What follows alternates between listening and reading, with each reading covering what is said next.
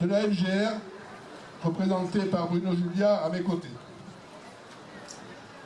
Pour tenter de justifier leur démarche, le gouvernement et leur premier de cordée nous ont montré du doigt, n'hésitant pas à nous traiter de retraités aisés à 1 200 €, de fainéants, de nantis, de privilégiés, de génération dorée, etc., etc. Et ils ont osé, pour la première fois dans l'histoire, pour la première fois depuis la création des premières retraites en 1919, depuis le Conseil national de la résistance, oui, ils ont osé imposer une diminution de leur pension à des millions de retraités français et à des milliers de Cantaliens.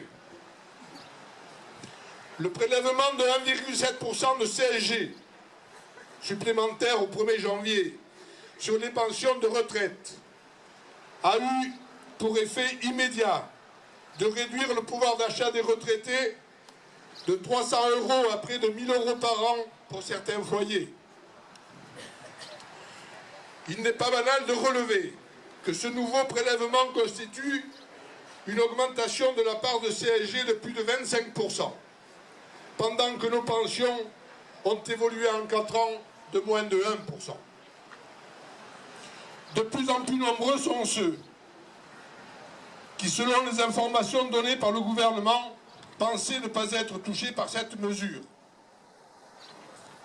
Il s'était en effet bien gardé de dire que l'augmentation ne s'appliquait pas que sur la seule pension de retraite, mais sur le revenu fiscal du foyer, ce dont il résulte que le plancher de 1 200 € n'était qu'un écran de fumée et un artifice supplémentaire. La vérité, c'est que des pensions bien inférieures à 1 000 € sont elles aussi impactées. Et vous les entendez tous les jours. Ils veulent, gouvernement et patronat, aller bien plus loin et faire de tous nos systèmes de retraite existants un système unique. Et tout ça au nom de l'égalité. Or, nous le savons pertinemment, leur objectif est de ramener tous les retraités au niveau le plus bas, avec toutes les conséquences que cela comporte. Et puis, par la même occasion, ils rêvent d'enterrer notre si précieux système de retraite par répartition au profit d'un système par capitalisation ou par points, histoire d'affaiblir encore un peu plus les retraités. Là aussi, sous le slogan « Pour 1 € cotisé, 1 € versé », quel sera le montant des pensions des jeunes qui ont commencé à travailler à 25 ans et le plus souvent avec des emplois précaires et donc des salaires de misère? Alors oui, l'heure est grave, parce que l'augmentation de la CSG s'ajoute à d'autres mesures qui ont lourdement porté atteinte au pouvoir d'achat des retraités. Nous avons déjà subi 4 années de disette sans la moindre revalorisation. Le prélèvement de la CASA de 0,3%, la suppression de la demi-part pour les veuves et les veufs, la fiscalisation de la majoration familiale. Et comme si ça ne suffisait pas, il nous annonce déjà que la pension serait à nouveau gelée en 2018 et les complémentaires bloqués pour de longues années. Dans le même temps, nous avons tous été frappés par l'augmentation des mutuelles, 5%, des carburants, plus 12%, de l'électricité, du gaz, du forfait hospitalier, des PV de stationnement, parce qu'ils ne nous ratent pas non plus, des frais bancaires et des produits alimentaires. Nous savons tous aussi ce que représentent les dépassements d'honoraires, les déremboursements de médicaments, les franchises, les forfaits médicaux, et la liste n'est pas exhaustive. Combien êtes-vous ici à venir en aide à vos jeunes qui n'ont pas de travail ou qui sont dans la précarité? Alors ensemble, il faut leur dire, ça suffit. Cessez vos insultes et votre mépris et un peu plus de reconnaissance vis-à-vis des retraités. Il faut qu'ils sachent que si les générations qui nous ont précédés se sont battues pour faire de nos retraites ce qu'elles sont, nous nous battrons pour les garder et les améliorer pour les générations futures. Cette imposition supplémentaire, parce que la CSG est bien un impôt, n'est autre qu'un véritable vol, un véritable racket du gouvernement et du patronat. De plus, soyons très vigilants parce que le transfert des cotisations sociales au profit de la CSG comporte le risque de liquidation de notre sécurité sociale. Alors prudence. La défense de la Sécu doit continuer à faire partie de nos luttes. Pour revenir sur les retraites, rappelons que notre pension dépend en effet de notre cotisation, qui est un élément du salaire différé. Elle n'est ni une prestation, ni une variable d'ajustement. Elle nous est due, tout simplement.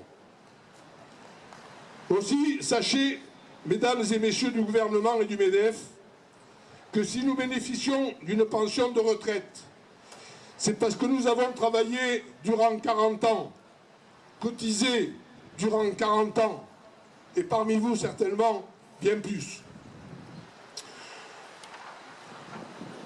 Et que nous avons contribué pour notre part à faire de notre pays le pays riche qu'il est.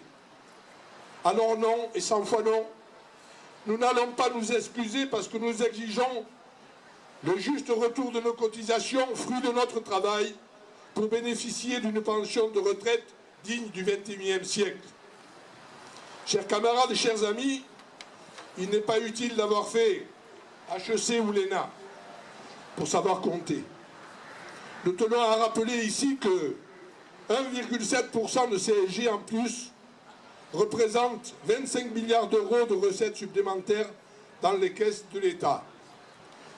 Eh bien, sachez que ces 25 milliards, c'est aussi la somme qui a été redistribuée aux plus riches avec la suppression de l'impôt sur la fortune, pauvres gens.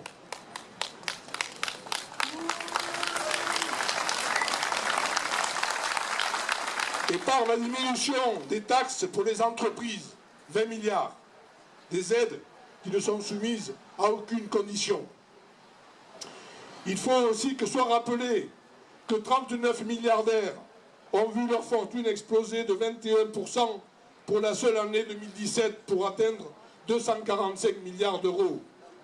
Rappelez également que sur les 20 dernières années, les 10 plus grandes fortunes françaises ont augmenté de 95%, bien plus que l'inflation sur la même période qui est de 35%.